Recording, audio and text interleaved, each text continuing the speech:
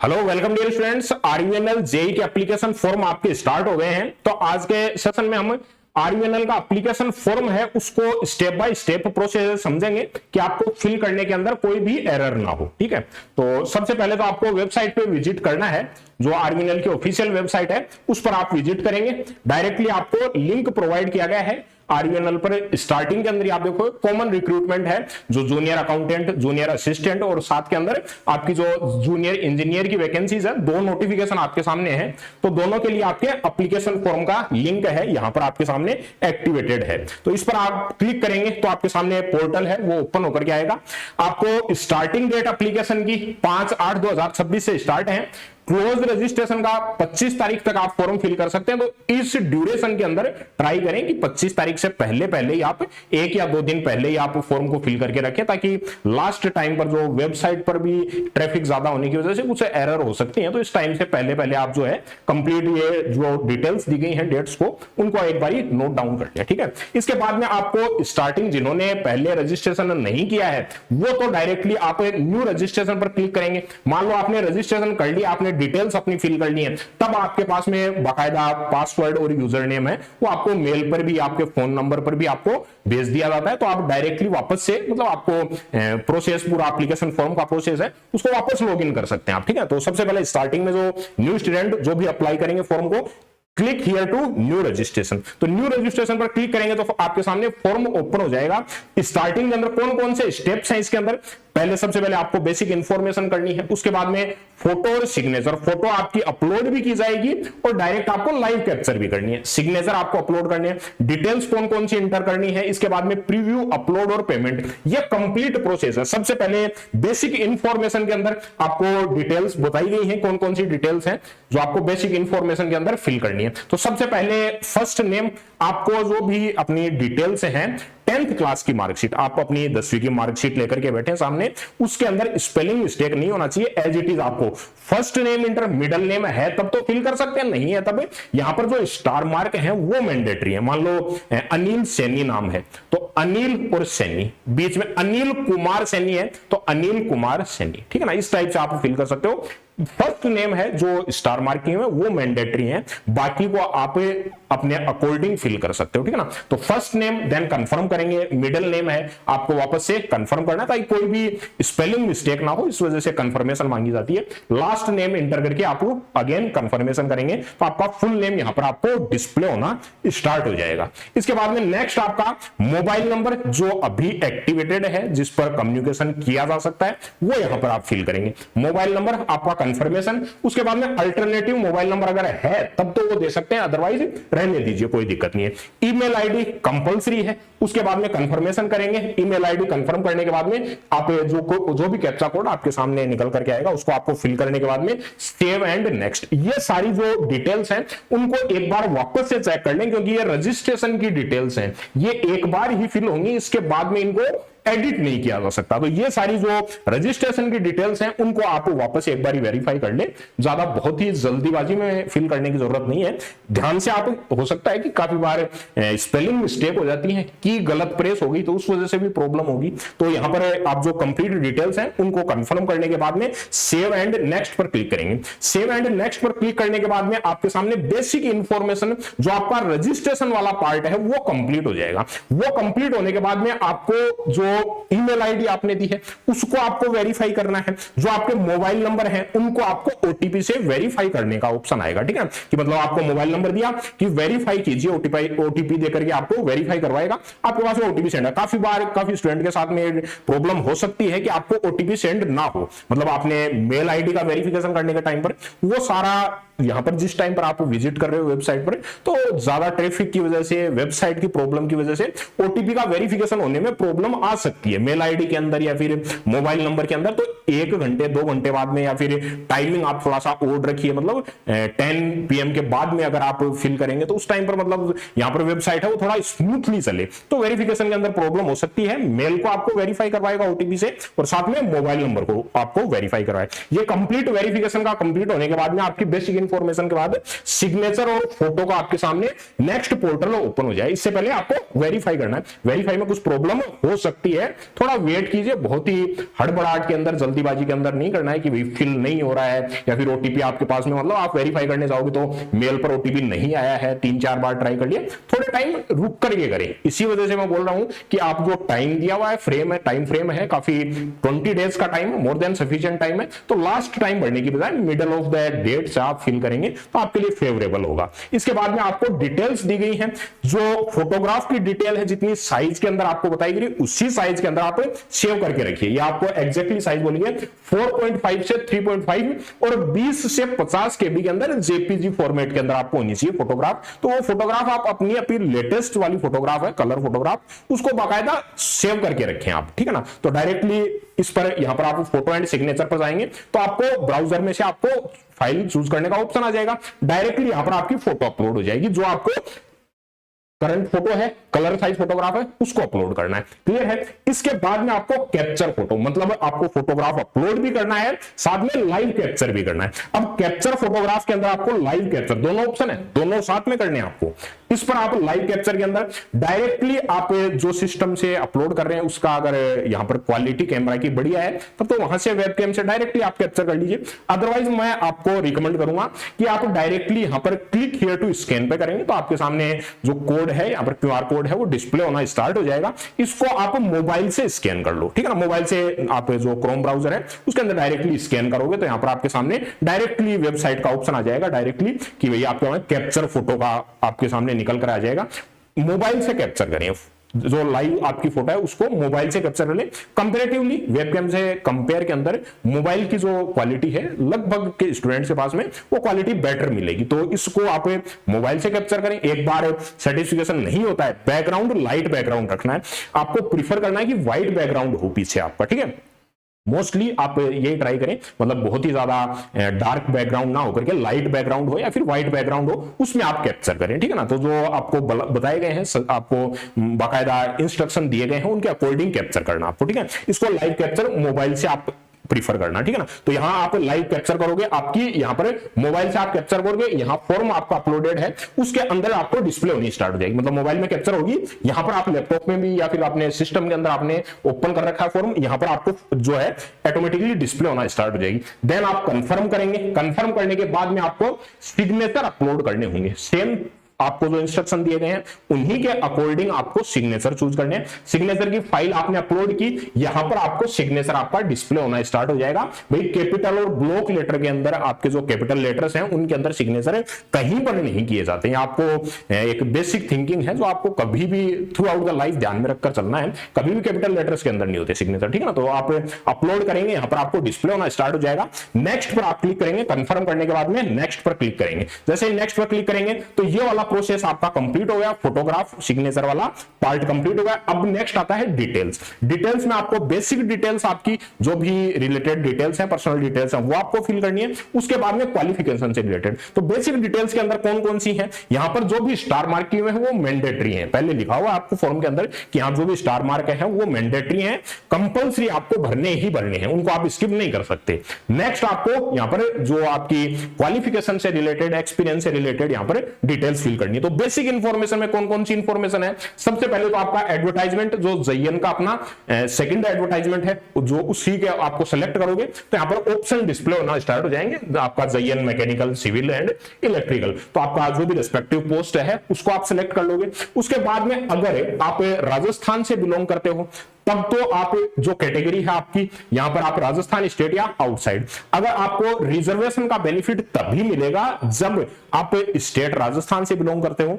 Other state के student, मैंने बताया था कि अदर स्टेट के स्टूडेंट भी एप्लीकेशन फॉर्म फिल कर सकते हैं, ओपन है सबके लिए, लेकिन रिजर्वेशन कैटेगरी का बेनिफिट नहीं मिलेगा उनको एज ए, मतलब आप मान लो अदर स्टेट से हो, आप किसी भी रिजर्वेशन कैटेगरी से बिलोंग करते हो, लेकिन राजस्थान में आपको अनरिजर्व्ड है, ओपन कैटेगरी के अंदर इंक्लूड किया जाएगा। इतना आपको यहां पर है एक ड्रॉबैक देखने को मिलेगा। बाकी आप जो है अप्लाई कर सकते हैं अदर स्टेट के स्टूडेंट भी, ठीक है। तो अपना राजस्थान स्टेट से हैं या आउटसाइड है, ये आपको सेलेक्ट कर लेना है। इसके बाद में क्या करोगे, कैटेगरी के अंदर जो भी रेस्पेक्टिव कैटेगरी है उसको आप सेलेक्ट करेंगे। कौन सी क्रिमिनल से, नॉन क्रिमिनल से, क्योंकि ओबीसी क्रिमिनल कैटेगरी है उसको आपको जनरल कंसीडर किया जाता है। नॉन क्रिमिनल का आपके साथ में सर्टिफिकेट होना चाहिए, लेटेस्ट होना चाहिए, स्टेट वाला होना चाहिए, ठीक है ना, अगर आप राजस्थान स्टेट से बिलोंग करते हैं। इसके बाद में आपको कंपनी जो प्रेफरेंस है वो अकेला आरबीएल ही पार्ट ले रही है, तो आपके सामने ऑप्शन ही एक ही निकल के आएगा। अदरवाइज बाकी जो इलेक्ट्रिकल के हैं, सिविल के हैं, उनके पास में मल्टीपल ऑप्शन आ जाएंगे। इसी वजह से जो प्रेफरेंस है वो मल्टीपल प्रेफरेंस यहां पर दी गई है। आप सेलेक्ट कर सकते हैं कि आपको प्रायोरिटी क्या है। लेकिन मैकेनिकल सेलेक्ट करेंगे तो कंप्लीट 110 पोस्टें प्रोडक्शन के अंदर ही है, तो कंप्लीटली यहां पर एक ही ऑप्शन आपका प्रेफरेंस भी वही और एक ही ओपन होगा आपके सामने, ठीक है ना। ये सारी डिटेल फिल करने के बाद में नेक्स्ट डिटेल्स है आपकी कि आपके पास में रेजिडेंट है कहां के, राजस्थान से है, आउट ऑफ राजस्थान है, जो भी स्टेट है आप सेलेक्ट कर लेंगे। टीएसपी एरिया की अलग से सीट है, रिजर्वेशन प्रोवाइड किया जाता है, यस नो के अंदर अपने अकॉर्डिंग आपको सेलेक्ट करना है। इसके बाद में सारी डिटेल्स हैं, आपकी पर्सनल डिटेल्स हैं, अपने अकॉर्डिंग आप फिल करेंगे। कास्ट का जो सर्टिफिकेट नंबर है, अगर मान लो आप ओबीसी से बिलोंग करते हो तो यहां पर आपका कास्ट सर्टिफिकेट है उस कब कौन सी वाली डेट को इश्यू किया गया है। अगर आप ईडब्ल्यूएस कैटेगरी से बिलोंग करते हैं तो आपका सर्टिफिकेट का नंबर बाकायदा मेंशन किया जाता है। जब भी आप सर्टिफिकेट बनाते हैं कौन सा सर्टिफिकेट नंबर है और किस डेट को इश्यू किया गया है उस पर डिटेल्स लिखी हुई रहती है। तो ईडब्ल्यूएस कैटेगरी से है तब आप कौन सा डेट, डे, मंथ और ईयर उस पर मेंशन होता है, वो आपको एंटर करना है। OBC category, SC category, ST category, जिस भी कैटेगरी से बिलोंग करते हैं यहां पर सर्टिफिकेट नंबर और नेक्स्ट आपको कौन सी डेट को इश्यू किया गया है वो एज इट इज लिखना है, क्योंकि डॉक्यूमेंट वेरिफिकेशन के अंदर आप ध्यान में रख के चलना है कि यहां पर कुछ और कर दिया, डॉक्यूमेंट वेरिफिकेशन में कुछ और आप वहां पर सबमिट कर रहे हो तब आपको रिजेक्ट कर दिया जाएगा फाइनल प्रोसेस के अंदर ही। तो यहां पर फिल करने से पहले आपके सामने होना चाहिए, बनवाया हुआ होना चाहिए, उसी के नंबर आपको एंटर करने हैं, ठीक है। चलिए इसके बाद में नेक्स्ट प्रोसेस है, आप डिसेबिलिटी है तो उसको अपने अकॉर्डिंग यहां पर जो भी स्टूडेंट है अपने अकॉर्डिंग यहां पर डिटेल्स है अपनी एबिलिटीज के अकॉर्डिंग यहां पर फिल कर सकते हैं कि आपको सर्टिफिकेट नंबर है यहां पर कौन सी डेट को इश्यू किया गया अपने अकॉर्डिंग आप फिल कर सकते हैं, ठीक है ना। इसके बाद में नेक्स्ट सेम डिटेल्स हैं कि डिसेबिलिटी के अकॉर्डिंग ही आपको फॉर्म है, नेक्स्ट प्रोसीड होगा, अदरवाइज एलिमिनेट हो जाएंगे, ये ऑप्शन है वो एलिमिनेट हो जाएंगे। सेम नेक्स्ट प्रोसेस भी अगर आप नो पर करते हैं तो ये सारे ऑप्शंस आपके सामने एलिमिनेट हो जाएंगे, ठीक है। चलिए इसके बाद में नेक्स्ट है, ये भी सेम जो डिसेबल है, स्पेशली एबल्ड स्टूडेंट है उनके लिए ऑप्शन रहेगा, बाकी इसके लिए एलिमिनेट हो जाएगा। इसके बाद में नेक्स्ट सारी पर्सनल डिटेल्स, आप एम्प्लॉय हैं या फिर नहीं है, करंट में अगर आप किसी भी पोस्ट पर काम कर रहे हैं तो यस नो अपने अकॉर्डिंग सेलेक्ट करेंगे। जेंडर मेल फीमेल के अंदर आपका स्टेटस है, अनमैरिड है, मैरिड है, ये अपने अकॉर्डिंग आप सेलेक्ट करेंगे। सारी जो पर्सनल डिटेल्स है अपने अकॉर्डिंग आप सेलेक्ट कर लेंगे, ठीक है ना। इंप्रिजमेंट है कोई भी स्टूडेंट अगर तो उसके रिगार्डिंग एक्स सर्विसमैन है, ये सारी डिटेल्स है, पर्सनल डिटेल्स है, 1 बाय 1 अपन आप फिल कर लेंगे, ठीक है। चलिए इसके बाद में नेक्स्ट है, आप एनसीसी के अंदर हैं, यहां पर टाइम पीरियड दिया गया है आपको, एक्स सर्विसमैन है उनके लिए आप पूरी डिटेल्स है, पर्सनल डिटेल्स है, एक्स सर्विसमैन यस नो के अंदर आप जो भी डिटेल है मैंडेटरी डिटेल्स है जो आपको मार्क की हुई है वो कंपलसरी आपको बढ़ाया जाए। ये मैंडेटरी डिटेल्स है जो मार्क की हुई है, ये मैंडेटरी है, ये सारी जो भी आपको, अदरवाइज फॉर्म को प्रोसीड नहीं करने देता आपको, जैसे आप फॉर्म पर एरर आने लग जाएगा, आपको प्रोसीड नहीं करने देगा जो मैंडेटरी डिटेल्स आप नहीं फिल करते हैं, तो ठीक है। ये सारी डिटेल्स फिल करने के बाद में नेक्स्ट आप यहां पर अप्रेंटिस किया हुआ है नहीं किया हुआ है अपने अकॉर्डिंग आप फिल करेंगे। शहरिया कैटेगरी है उसको अलग से रिजर्वेशन प्रोवाइड किया जाता है, तो यहां पर आपको फिल भी करवाता है कि शहरिया कैटेगरी से बिलोंग करते हैं नहीं करते हैं, आपको सर्टिफिकेट इश्यू है या फिर नहीं है, आप माइनॉरिटी से बिलोंग करते हैं फिर नहीं करते हैं, रिलीजन कौन सा है वो अपने अकॉर्डिंग आप सेलेक्ट कर लेंगे। इसके बाद में आधार का वेरिफिकेशन के लिए आपको आधार नंबर यहां पर एंटर करना है, पैन कार्ड नंबर अगर है तब तो फिल कर देना, नहीं है कोई दिक्कत नहीं है, मैंडेटरी नहीं है, लेकिन आपको आधार कार्ड है ये आपको यहां पर फिल करना होगा। पैन कार्ड अगर अवेलेबल है तो फिल कर देंगे, नहीं है कोई दिक्कत नहीं है, ठीक है। ये सारी डिटेल्स फिल करने के बाद में नेक्स्ट आपका यहां पर नेशनलिटी केवल और केवल इंडियन के लिए, तो आप ऑटोमेटिकली एक ही ऑप्शन आपके सामने निकल करके आएगा। इसके बाद में एग्जाम के सेंटर, सारे एग्जाम के सेंटर राजस्थान में ही है, तो आप उन्हीं एग्जाम सेंटर में से 6 आपको सेलेक्ट करने हैं। कौन कौन से एग्जाम सेंटर है मैं डिस्प्ले कर देता हूं आपके सामने, ये सारे एग्जाम सेंटर हैं, इनमें से आपकी प्रेफरेंस अपनी सहूलियत के अकॉर्डिंग आपको 6 सेलेक्ट कर लेने हैं भाई, ठीक है ना, कि फर्स्ट सबसे पहला प्रायोरिटी है उसको फर्स्ट में, सेकंड, थर्ड, इस टाइप से 6 सेलेक्ट कर लीजिए इनमें से, ठीक है। राजस्थान स्टेट के अंदर ही ये आपको 6 ऑप्शन मिल जाएंगे और 6 के 6 आपको बढ़ने, ऐसे नहीं कि 2 या 3 कर दिए, और हो सकता है इन्होंने पहले ही बोला कि अगर 6 के अंदर भी अगर आपको इनसे बाहर भी ऑप्शन प्रोवाइड किया जा सकता है, जरूरी नहीं है कि इन्हीं में से दिया जाएगा, ये आपकी प्रेफरेंस के लिए इनके अकॉर्डिंग आरयूएनएल अपने अकॉर्डिंग अपनी सहूलियत के अकॉर्डिंग वहां पर अवेलेबल सीट्स हैं या फिर नहीं है उनके अकॉर्डिंग आपको अलॉट किए जाते जाते हैं सेंटर, ठीक है। तो सब आपको फिल करने, एटलीस्ट 6 ऑप्शन है वो आपको सेलेक्ट करके रखना है। इसके बाद में ये मैंने आपको एग्जाम के सेंटर्स भी दिखा दिए हैं यहाँ पर कि कौन कौन से एग्जाम के सेंटर है, बाकायदा नोटिफिकेशन के अंदर भी आपको डिस्प्ले किया गया था। इसके बाद में नेक्स्ट पर्सनल डिटेल्स के अंदर डेट ऑफ बर्थ आपको यहाँ पर 10th क्लास की मार्कशीट के अकॉर्डिंग बता रहा हूं, अभी सारी डिटेल्स उन्हीं के अकॉर्डिंग आपको फिल करनी है। इसके बाद में नेक्स्ट आपको ट्विंस ब्रदर सिस्टर हैं यस नो अपने अकॉर्डिंग आप फिल कर देंगे। फादर्स नेम मदर्स नेम यहाँ पर आपको एंटर करना है। इसके बाद में नेक्स्ट सारी डिटेल्स हैं जो मैरिड स्टूडेंट है, क्योंकि 21 से 40 ईयर तक का यहाँ पर कंप्लीटली है, उसके बाद में भी रिजर्वेशन है, तो इससे यंग से लेकर के बुजुर्ग तक सब अप्लीकेबल है यहाँ पर, ठीक है ना। तो उनके लिए भी सबके लिए दिया गया है, तो अपने अकॉर्डिंग यहाँ पर फिल कर सकते हैं वही फॉर्म को, ठीक है ना। तो चिल्ड्रंस की डिटेल्स हैं वो भी यहाँ पर एंटर करनी है जिनके लिए अप्लीकेबल है उनके लिए, ठीक है। चलिए इसके बाद में नेक्स्ट है यहाँ पर जो डिटेल्स हैं अपने अकॉर्डिंग मैंडेटरी डिटेल्स हैं जो आप यस नो अपने अकॉर्डिंग सेलेक्ट करोगे। अगर मैरिड आपने सेलेक्ट किया तो उसके अकॉर्डिंग आपके पास में ऑप्शन आएंगे, अदरवाइज एलिमिनेट हो जाएंगे ऑप्शन, ठीक है। चलिए इसके बाद में करस्पॉन्डेंस एड्रेस।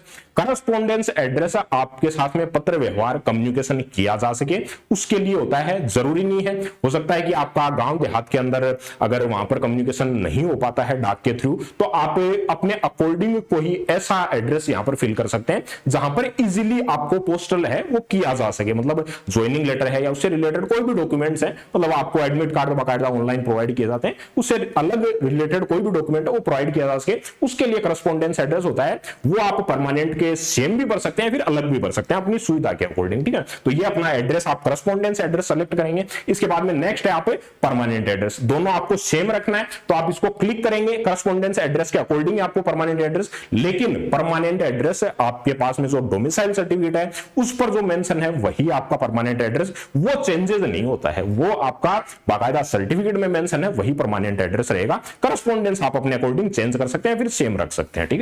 चलिए ये सारी डिटेल्स आपको फिल करने वाले। पिन कोड कंपलसरी है, जो कंपलसरी है मैंडेटरी है, उनको यहां पर मार्क भी किया गया है, आपको यहां पर डिस्प्ले भी हो रहा होगा।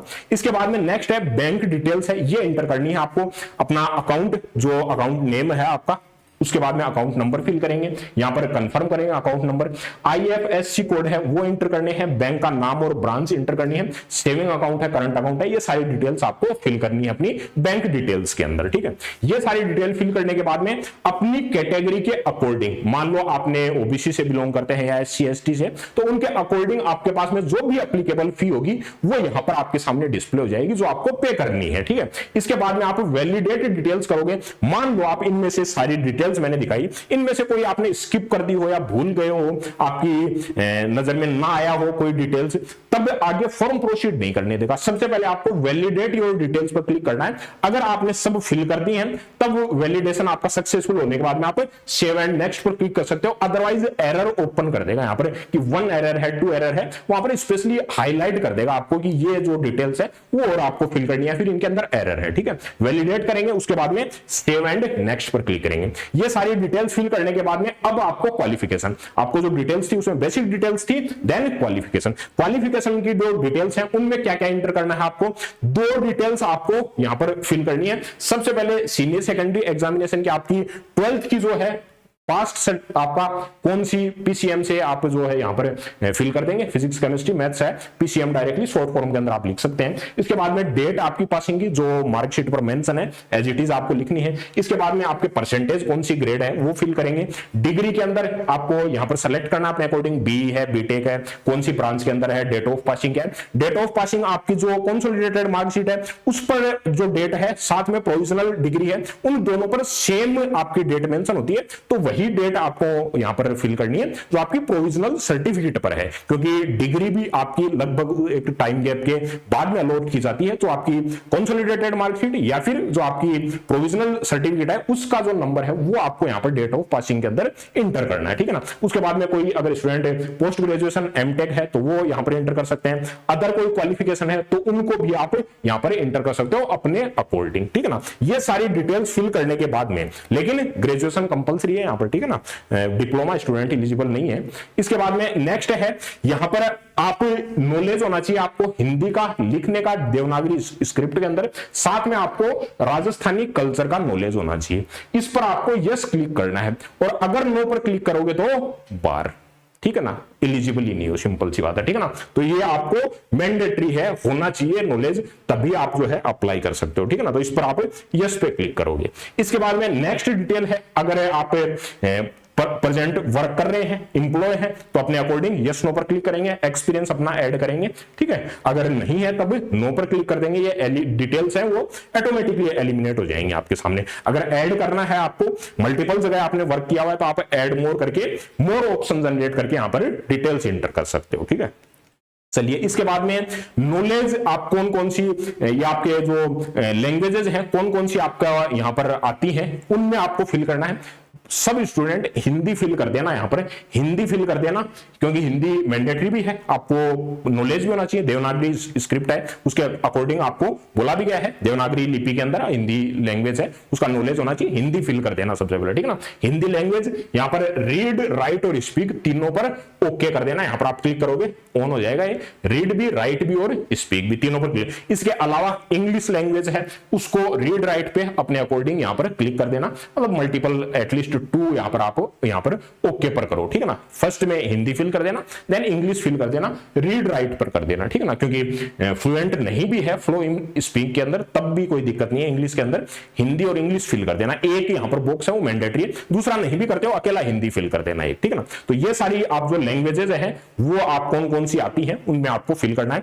वैलिडेट करोगे डिटेल्स, कोई भी एरर है डिस्प्ले हो जाएगी, अदरवाइज आप वैलिडेट डिटेल्स करने के बाद में सेव एंड नेक्स्ट पर प्रोसीड करोगे। ये सारी डिटेल्स फिल करने के बाद में आप एक बार चेक कर लें, कंप्लीटली अपने एप्लीकेशन फॉर्म को एक बार चेक कर लें। जैसे आप रजिस्ट्रेशन में मैंने आपको बोला था कि रजिस्ट्रेशन डिटेल फिल करने के बाद में वापस चेंजेस नहीं होंगे, इसी प्रकार से ये सारी जो डिटेल्स हैं वो एप्लीकेशन फॉर्म की डिटेल है, इन पर आप एग्री करके क्लिक करके यहां पर सबमिट कर देते हो, तो उसके बाद में आप चेंज नहीं कर पाओगे इन डिटेल्स के अंदर। तो एक बार वापस से सारी डिटेल्स है, एक बार बस जस्ट आपको देख लेना है, कोई भी मतलब इंटेंशनली तो गलत नहीं करेंगे, लेकिन मिस्टेक से अगर आपके साथ में गलत हो गया हो तो एक बार देख लेना है। उसके बाद में ओके पर क्लिक करके आप कंप्लीट रजिस्ट्रेशन पर क्लिक करेंगे, ठीक है ना। कंप्लीट रजिस्ट्रेशन पर क्लिक करने के बाद में आपके सामने डॉक्यूमेंट्स अपलोड करने हैं। डॉक्यूमेंट्स कौन कौन से अपलोड करने हैं? सबसे पहले तो लेफ्ट थंब का इंप्रेशन, मतलब जो आप थंब इंप्रेशन जो आपको सीबीटी एग्जाम के अंदर भी यहां पर आपको लगवाया जाता है, तो आपको सही है, मतलब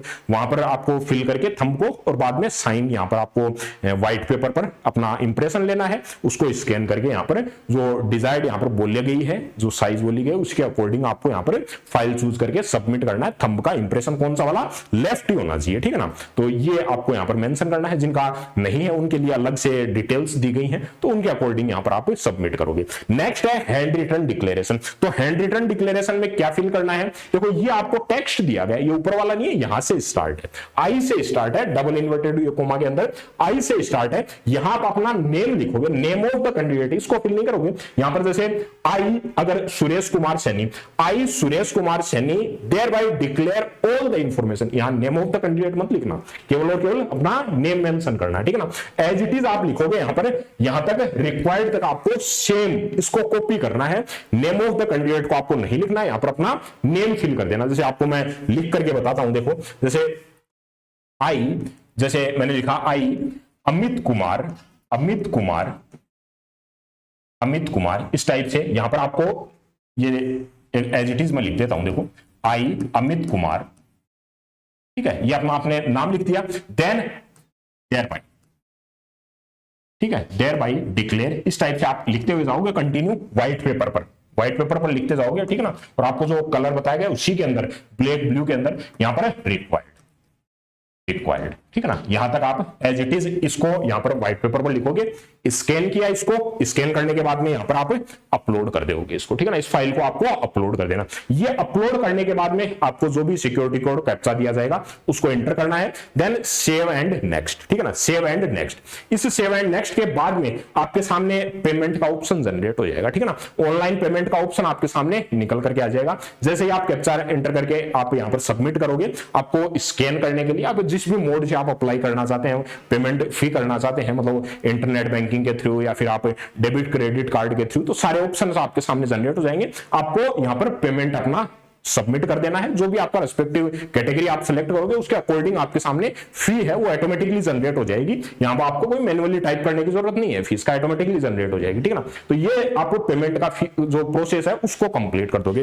पेमेंट का प्रोसेस कंप्लीट करने के बाद में आपके सामने फाइनल प्रिंट आउट के लिए आपका एप्लीकेशन फॉर्म निकल करके आ जाएगा, ठीक है ना। अच्छा, इसके बाद में भी अगर किसी को कोई प्रॉब्लम रहती है या फिर मान लो कि भाई ओटीपी वेरीफाई नहीं हो रहा है, ईमेल वेरीफाई या मोबाइल वेरिफिकेशन नहीं हो रहा है, या फिर कोई ऑप्शन अगर जनरेट नहीं हो रहा है कि मान लो आपने क्लिक किया सेंटर्स के अंदर, मान लो आपके जो भी सेंटर हैं वो ओपन नहीं हो रहे हैं, कोई भी प्रॉब्लम आती है, कोई भी टेक्निकल प्रॉब्लम आती है एप्लीकेशन फॉर्म के रिगार्ड, तो हेल्पलाइन नंबर आपको आरयूएनएल का दिया हुआ है। सबसे ऑथेंटिकेटेड सोर्स जो है वो ये है। तो यहां पर आपको कॉल करना है, कोई भी प्रॉब्लम है तो आपको टाइम बताया गया है, इस टाइम ड्यूरेशन में ही वर्किंग डेज में आप कॉल करके अपनी जो भी प्रॉब्लम है वो आप बता दोगे।